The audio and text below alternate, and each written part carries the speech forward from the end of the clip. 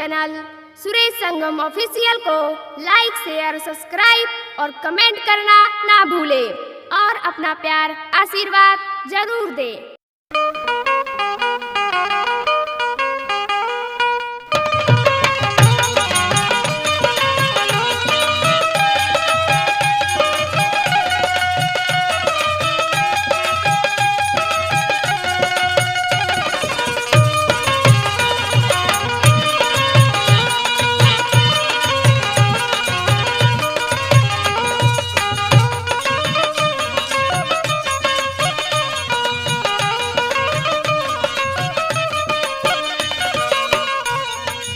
देखिए भैया,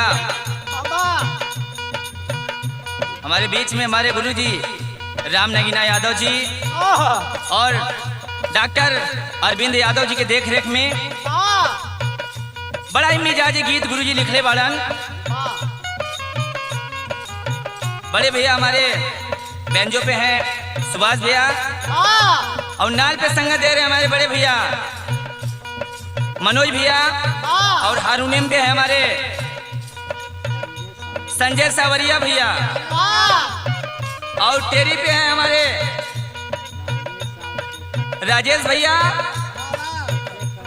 और शेखर भैया। अरे भैया मिजाज बना के एकदम आवा जैसे हमारे समर भैया के गईले रहलन थ्रेसर वाला गाना, एकदम वही मिजाज में आवा एकदम कि लोग सुना ते कहा कि नहीं भैया केहू गईले बा केहू बजैले बा और केहू लिखले बा। और हमारे बड़े भैया राकेश मेहरा जी जो कि रिकॉर्डिंग का काम देख रहे हैं, ताई सीधे लेके चलिए आप लोगों के गीत के भाव की ओर। कैसे बा देवर भौजी दोनों भाई वो में बातचीत होत बा का होत बा अब चोरी चोरी हमके पियावे कोको कोला, चोरी चोरी हमके पियावे कोको कोला, कहिला देवरा आधा भौजी में होला,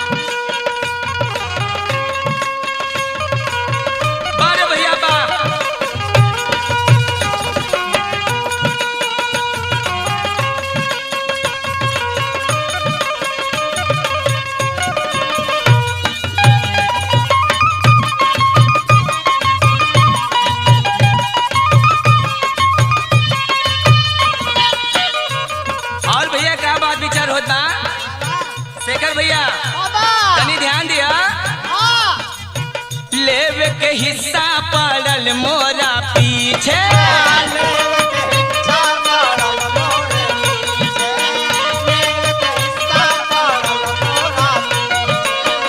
मांगल आधा ऊपर या नीचे,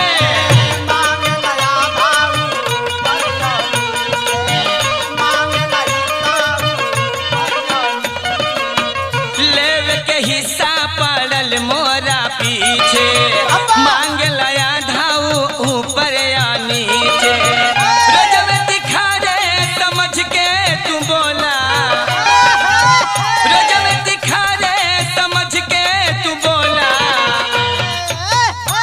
कहिला देवरा आधा भौजी में होला,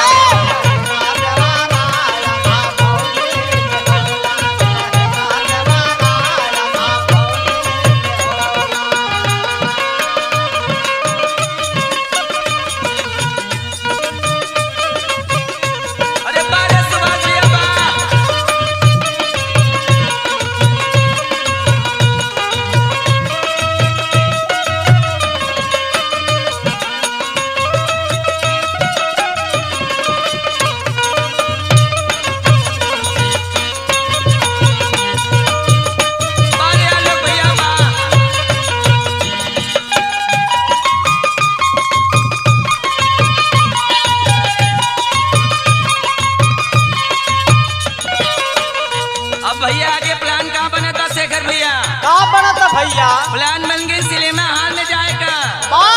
कैसे संडे के हमके देखावे फिल्मिया, संडे के हमके देखावे फिल्मिया, संडे के हमके देखावे फिल्मिया। किनेला नया नया पाउडर क्रीमिया, किनेला नया नया पाउडर क्रीमिया, किनेला नया नया पाउडर क्रीमिया। संडे के हमके देखावे फिल्मिया, किनेला नया नया पाउडर क्रीमिया। और भैया का खियावत वाले जाके खियावता जी भर खियावे समोसा या छोला, हाँ जी भर खियावे समोसा या छोला।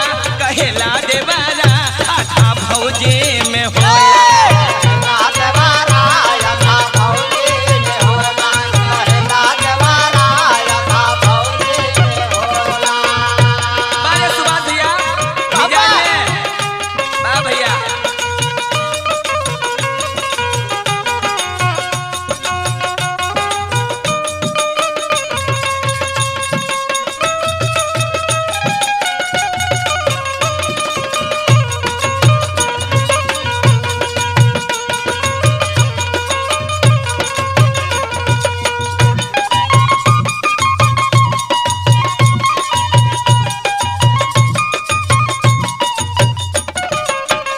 आलोक भैया कैसे भाई आगे कैसे मनोज भैया का कहता भौजैया कहता पिया से बेसी करे हमारी सेवा, पिया से बेसी करे हमारी सेवा, पिया से बेसी करे हमारी सेवा।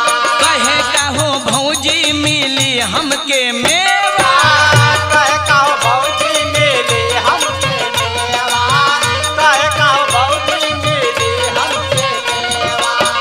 पिया से बेसी करे हमारी सेवा, कहे कहो भौजी मिली हमके मेवा। पापा और भैया आगे क्या कहता सब कुछ खिया के घुसावे हजमोला, सब कुछ खिया के घुसावे हजमोला। कहला देवरा आधा भौजी में होला, कहला देवरा आधा भौजी में होला, कहला देवरा आधा भौजी में होला।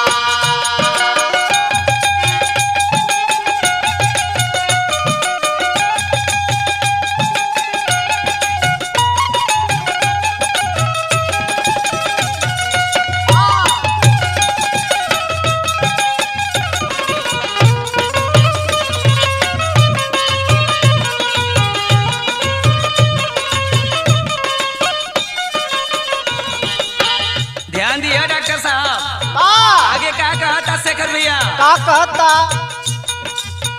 तबीयत नरम होला टानिक पियावे, तबीयत नरम होला टानिक पियावे, तबीयत नरम होला टानिक पियावे। छूटे पसीना तो बेनिया डोलावे, छूटे पसीना तो बेनिया डोलावे, छूटे पसीना तो बेनिया डोलावे। तबीयत नरम होला टानिक पियावे, छूटे पसीना तो बेनिया डोलावे। और क्या कहला का कहला मनोज भैया बाबा और देखा क्या